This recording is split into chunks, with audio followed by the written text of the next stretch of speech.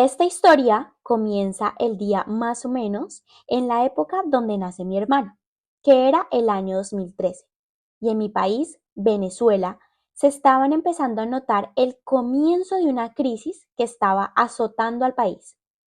En mi familia nunca nos había faltado de nada.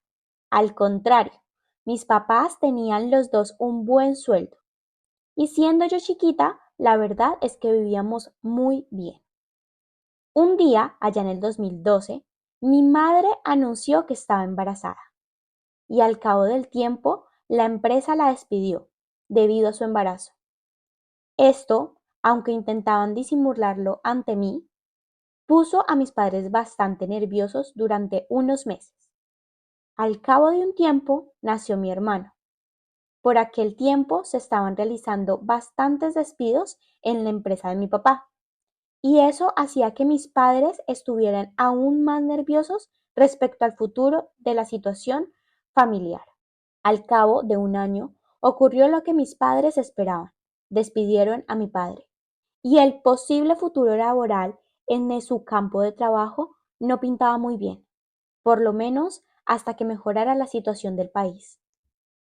Con esta situación, dos niños pequeños, los dos sin trabajo y viendo que tampoco había mucho más que hacer allí, decidieron vender todo lo que tenían y venirnos a España, donde mis padres tenían unos amigos y donde él enseguida encontró trabajo. Comienza el proceso de documentación, que fue toda una odisea para que pudieran darlo. Mi mamá decide meternos a un instituto cerca de casa, donde era una de las únicas venezolanas. Me acuerdo tanto ese bullying que me hicieron. Las niñas no se sentaban junto a mí, se reían por mi forma de expresarme o hablar, y tampoco entendía mucho lo que decían, y cuando querían ser más odiosos aún, hablaban en catalán, que es el idioma oficial de la comunidad catalana, para que yo no entendiera qué era lo que me decían.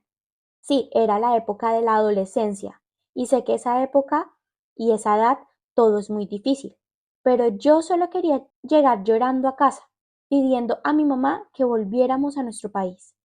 Pero mi papá había logrado tener esa estabilidad con su trabajo, y mi mamá estaba pensando en dejar a mi hermano en una guardería, y ella también trabajar.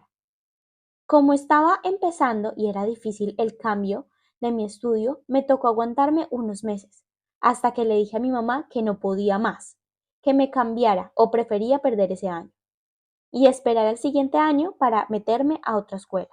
Y así fue. Dejé la escuela y me puse a ayudar a mi mamá en la casa, con mi hermanito. Y mi mamá empezó a hacer comida para venderla, mientras conseguía ella otro trabajo. Yo la ayudaba en todo momento. Mi mamá logró conseguir un trabajo y yo me quedé responsable de llevar a mi hermanito a la guardería y me quedé también con el negocio de comida de ella. La verdad es que me gustaba estar haciendo algo y como no conocía a nadie, me sentía tan sola que quería ponerme a hacer algo. Mis papás estaban felices y tranquilos en este país, pero en realidad yo extrañaba todo. Comencé a estudiar y seguía aún así con mi trabajo de vender comida rápida. Pude ahorrar muchísimo con ese negocio, porque yo era tan solo una niña que no gastaba nada.